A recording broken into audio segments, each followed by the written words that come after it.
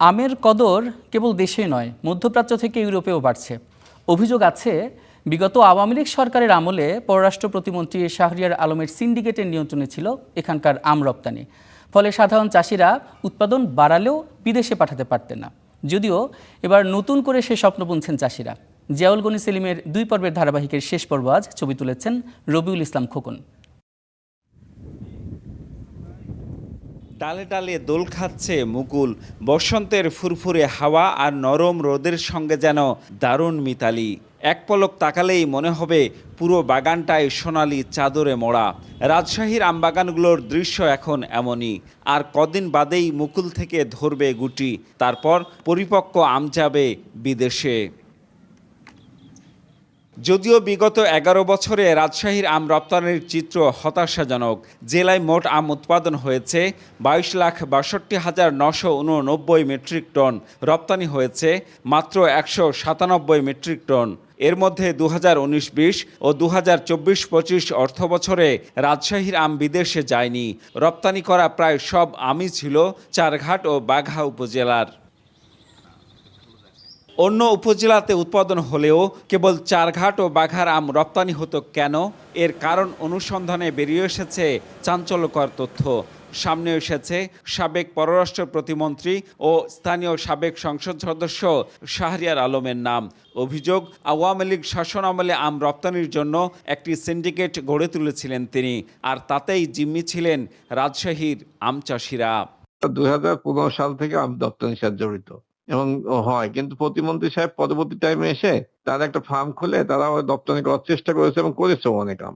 বাঘা থেকে শুধু আপনার এই প্রতিষ্ঠান থেকে আম রপ্তানি করে বেশি দেয়। রাজশাহীর অন্যান্য যে থানাগুলোতে আপনার রপ্তানি হয় না। এটা পার্সোনালি আসলে আমাদের জেলার সাথে আলাপ করে তো উনি কাজটা করেননি, ঠিক আছে। আমটা গেছে, তারপরে হয়তো আমরা জানতে পেরেছি যে না, আমটা এখানে গেছে। তখন কি আপনাদের সাথে সমন্বয় ছিল? সমন্বয় উপজেলার সাথে সমন্বয় ছিল। উপজেলা আমাদেরকে জানিয়েছে যে না, তারা এরকম এই বিভিন্ন গ্যাপ, তখন থেকে তো গ্যাপ মেনটেন করতেছে তারা। এদিকে আধুনিক প্রযুক্তিতে ফসল উৎপাদনে কৃষি মন্ত্রণালয়ের উদ্যোগে সারা দেশে একটি প্রকল্প বাস্তবায়নের কাজ চলছে। এতে রাজশাহীর কৃষকরা রপ্তানিযোগ্য আম উৎপাদনে হাতে কলমে শিক্ষা পাচ্ছেন বলে দাবি কৃষি বিভাগের। এ লক্ষ্যে 2টি প্রকল্প আমাদের কাজ করছে, রপ্তানিযোগ্য আম উৎপাদন প্রকল্প এবং পার্টনার প্রকল্প। এর আওতায় কৃষকদেরকে উত্তম কৃষি চর্চার উপরে আমরা প্রশিক্ষণ দিয়ে যাচ্ছি। তবে ভিন্ন কথা বলছে ফল গবেষণা কেন্দ্র। তাদের দাবি, ডলারের দাম বৃদ্ধি ও বিশেষায়িত কার্গো বিমান না থাকা সহ নানা কারণে রপ্তানি খরচ বেশি।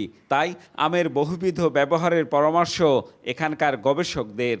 সেটাকে পাল্পটাকে আমরা যদি এক্সট্রাকশন করে নিতে পারি তাহলে কোয়ান্টিটিতে অনেকটা কমে যাবে। সে পাল্পটা বিদেশে আমরা যদি সেখানে যদি প্রক্রিয়াজাত করে আমরা বিক্রি করতে পারি তাহলে সেটা একটা হয়ে যেতে পারে। এগুলো যদি প্রোডাক্ট করে আমরা যদি বিদেশে রপ্তানি করতে পারি তাহলে একেতে অ্যামাউন্ট কমে যাওয়ার কারণে আমরা সেখানে পরিবহন খরচ পোষায় আমরা সেখানে বিদেশে রপ্তানি করতে পারবো। রাজশাহী জেলায় এবছর 2,45,600 মেট্রিক টন আম উৎপাদনের আশা কৃষি বিভাগের। পাতার ফাঁকে ফাঁকে মুকুল নাকি মুকুলের ফাঁকে ফাঁকে পাতা, তা বোঝে ওঠাই কঠিন। কারণ রাজশাহীর আমবাগানগুলোতে এমন ডাল ভাঙা মুকুল এসেছে এবার। 2013-14 অর্থ বছরে যখন প্রথম বিদেশে আম পাঠানো হয়, তখন থেকে রপ্তানিযোগ্য আম উৎপাদনে মনোযোগী হন এ অঞ্চলের কৃষকরা। কিন্তু নানা বাধার কারণে তাদের সে আশা পূরণ হয়নি। তবে এবার সব কিছু ঠিকঠাক থাকলে আম পাঠাবেন বিশ্ববাজারে, এমন প্রত্যাশায় বুক বাঁধছেন এই অঞ্চলের চাষিরা। Ziaul Gani Selim, Star News, Rajshahi.